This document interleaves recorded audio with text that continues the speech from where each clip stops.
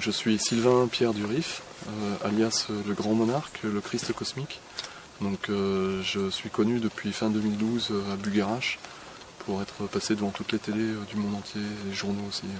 Alors on me qualifie d'homme vert puisque je suis en lien avec l'énergie de Merlin, donc Merlin l'Enchanteur, pour accomplir cette mission. Il était à peu près 9h du soir et j'étais pas endormi, je vais m'endormir. Et à un moment donné, je vois apparaître des singes et des serpents sur mon lit, et puis il y en avait partout. Ils dansaient dans tous les sens, j'étais comme dans Mowgli en fait. Et vous savez ce qu'a répondu ma mère? Je vous le donne dans le mille. Elle a répondu, c'est tout simplement une hallucination collective.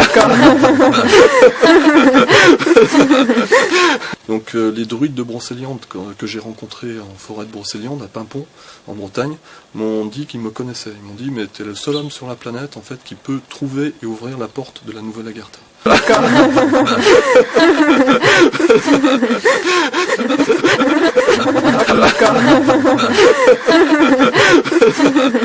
En fait que sur Aldébaran, il y a des laboratoires de préparation de surhomme, et il m'a indiqué que moi-même je serais un surhomme en fait, mélange entre un homme oiseau et un homme loup. Et depuis cette grotte, en fait, j'ai demandé dans l'énergie aux deux clans, donc les loups-garous et les vampires, de venir à ma rencontre pour sceller un pacte de... J'ai inventé l'invention Edvita qui va remplacer l'Internet, donc un système de communication en transparence, estimé 150 millions d'euros pour vous dire, donc et ça appartient à l'humanité. On a un millionnaire devant nous. Donc, non, mais façon de parler. En potentiel. Voilà, ouais. Cette invention, je l'ai donnée à l'humanité. Vous l'avez donnée ? J'ai arrêté de la protéger. Donc ça veut dire qu'elle appartient à l'humanité, en fait, maintenant, pour désigner... étoile. Serait-ce le bruit d'un vaisseau? On est à Rennes-le-Château.